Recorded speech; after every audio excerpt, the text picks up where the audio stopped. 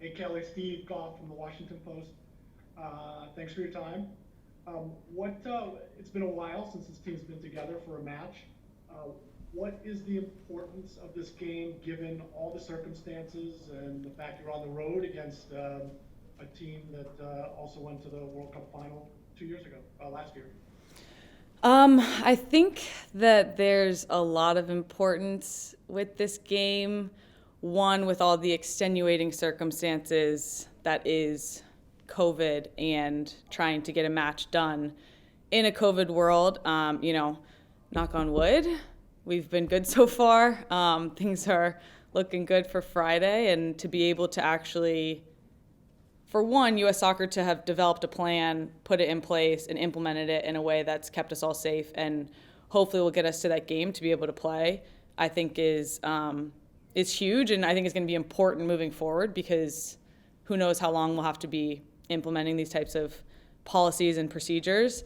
But then also you have the importance of we're meeting for the first time against the team that we played in the World Cup final, and it's been a year and a couple months since then, and it's been 7 months, 8 months since we played our last game as a team. So yeah, I'm a little, it's gonna be, I'm excited for it.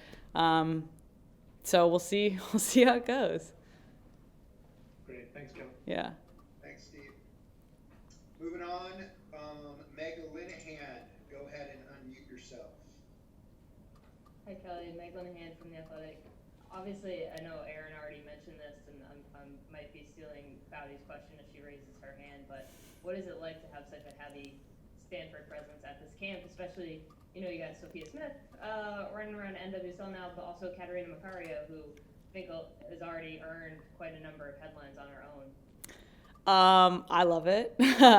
I obviously bleed Cardinal and am the biggest Stanford fan, and I love seeing this younger generation come in and a lot of them be, the Stanford kids.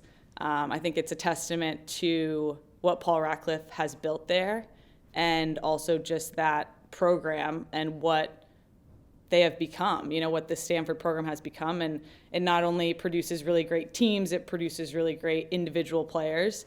So I actually think I was at either lunch or dinner the other day, and I think I either asked Jane or Kat, I was like, how many Stanford players are here at this point? And I think it's either 6 or 7, which is pretty crazy. So we're taking over, and I am not.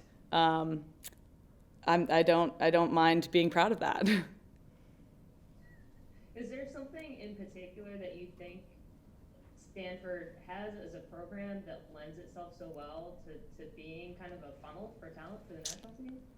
I think that's an interesting question. I don't know if I've really given it much thought in terms of that. Why are we seeing so many players now making it into the national team? I think that used to be, as much as I hate to admit it, it's just the truth, UNC.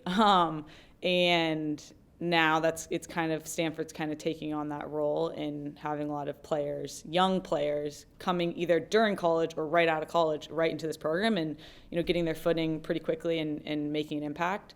So I don't know. I do think a lot of it has to probably do with Paul. I think that he's built a culture there. I think that the way he coaches, the way that he takes talent and grooms it for the next stage is something that maybe other coaches aren't doing as well. I think there's probably a lot of aspects to it. It might be like a Stanford type A personality, win at all costs type of situation. So I think there's probably a handful of reasons that we're starting to see a lot of Cardinal up in here.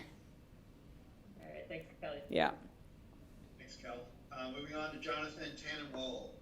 Oh, sorry. Hold on, JT. Go ahead. I don't think I see him. Thanks, Oh, okay. Aaron. And hi, Kelly. Steve mentioned that it's been a while since the U.S. played. It's been a while since you played in an official game, club or country or anything else. I wonder how you're doing. mentally, fitness-wise, and whether you think you're ready to go out there on Friday having not played a real game for a while. I'm ready.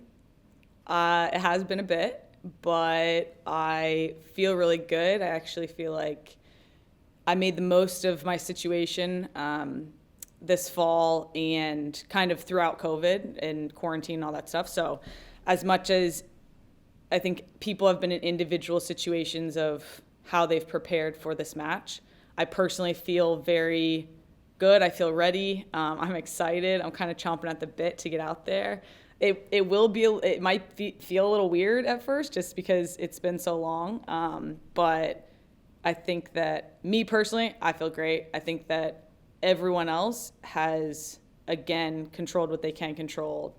And we look pretty good right now in practice. So I feel confident. Thanks, JT. Moving on to Asif. Go ahead, Asif. Oh, hold on. Oh, it's so funny. I can see the hands raised. This is funny. Okay, nice to speak to you. Hello. Could I just get your thoughts on Alyssa Mayer being the only US player nominated for FIFA's The Best Awards today? Do you think it's a sign of the times that she's the only player from the NWSL, or are the best women's players now playing in Europe? Ooh. If I'm being honest, I didn't know about that. I'm sometimes out of the loop on things of that nature. But that's awesome, and Alyssa deserves it. And I was surprised she wasn't FIFA Best 11 last year. She, in my mind, was the best keeper in the world, the World Cup and leading into it. So, I don't know, I think I'd probably have to look at who else was named. I think it's also maybe circumstantial in that there haven't been a lot of games, so it's hard to base, or pick somebody and people and players who aren't necessarily getting week in and week out competition, which has been the case for NWSL players.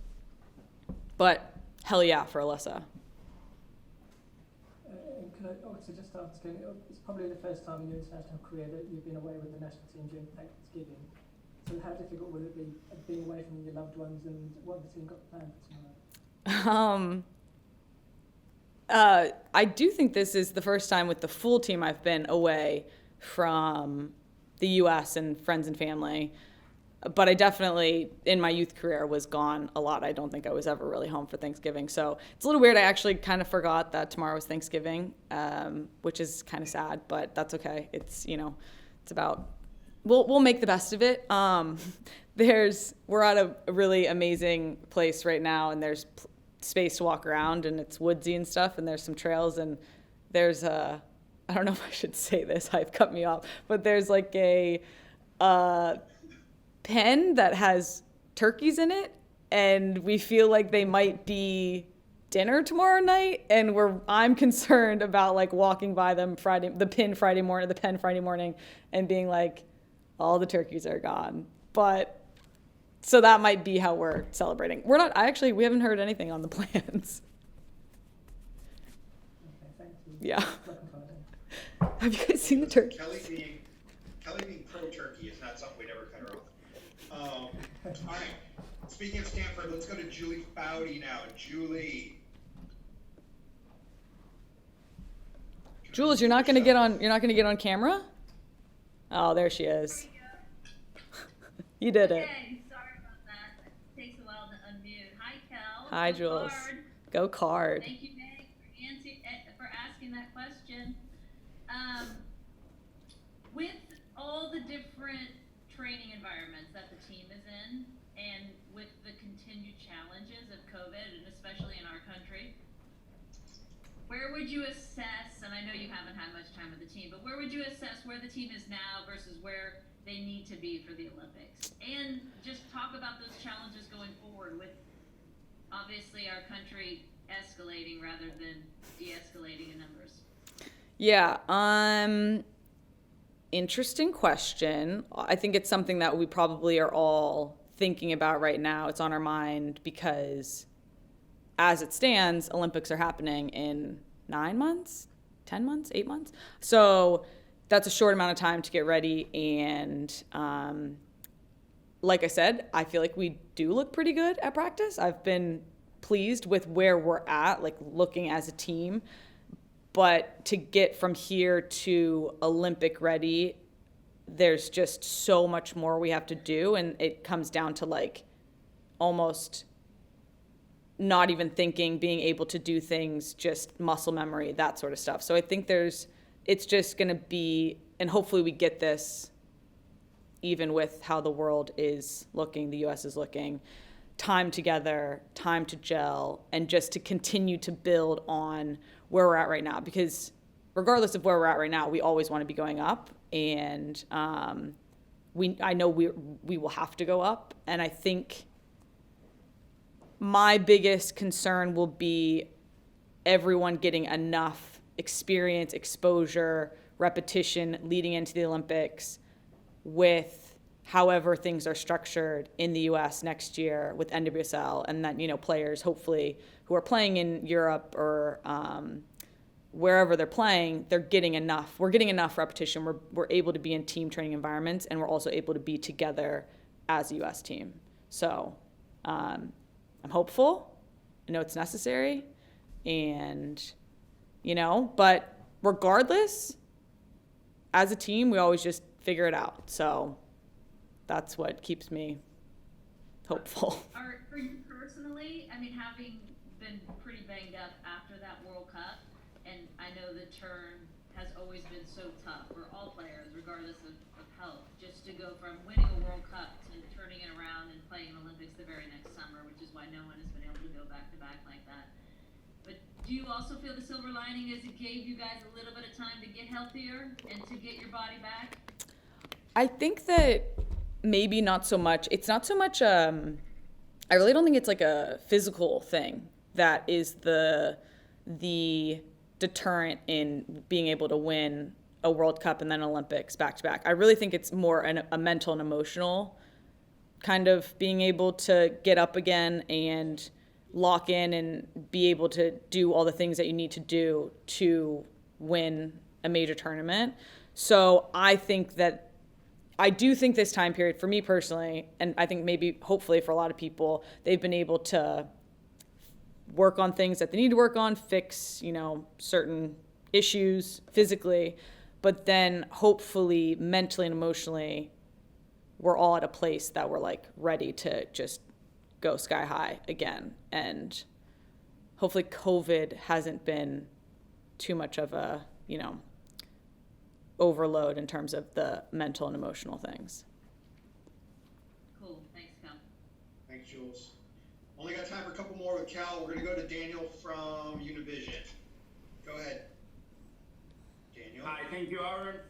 Yep. Hi, Kelley, how are you? Good, how are you? So, good, thank you. Considering all these times since you haven't played with the national team, what do you think is the biggest challenge in this reunite, and what do you expect from the team in terms of playing time and on the field performance?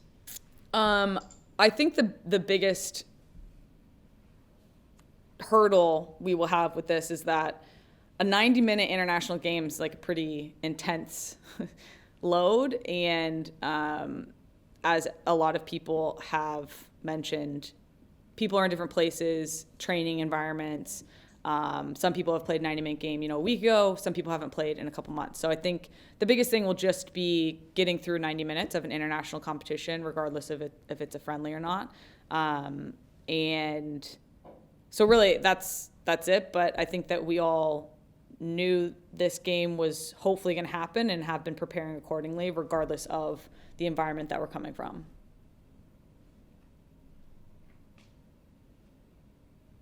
Awesome, thanks, Cal. Last one, actually last two. Let's go with Alex Ozzie and then Melina Gaspar. Go ahead, Alex.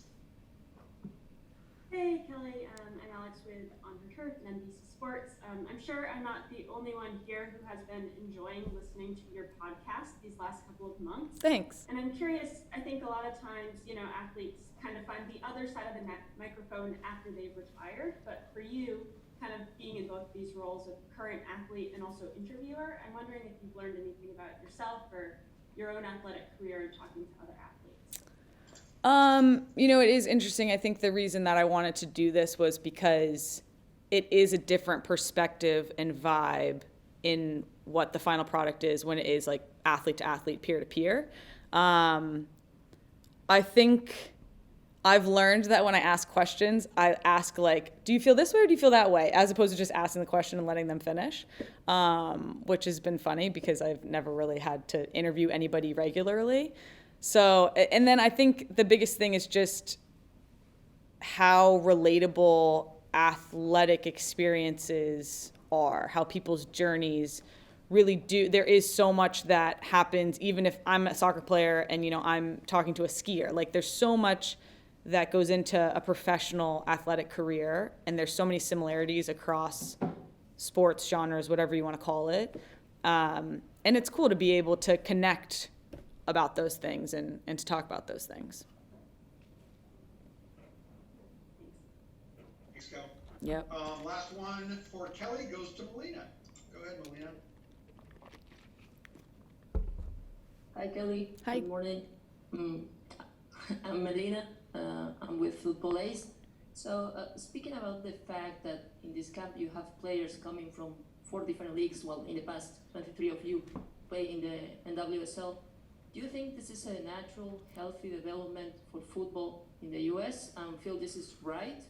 Or do you think this is just a consequence of 2020 and once 2020 is over, things will go back to the way they were? I don't think I look at it as like, oh, is this right or wrong? It's just kind of what is. And I think that certain players made decisions because they felt like that was the best for them. And I think that is what is the most important thing, like as an individual. And for any of my teammates, like I want them to be in an environment they feel like will best prepare them. And some of them, that's going and playing overseas. Some of them it's NWSL. Some of them it wasn't playing in the fall series. There was a lot of different variables and options that people chose. So I don't know. I don't know if it will go back to what it was before. I don't necessarily know if, like I said, it's right or wrong, or if it matters. So yeah. Awesome. Thanks, Cal. Really appreciate your time. Yeah, guys.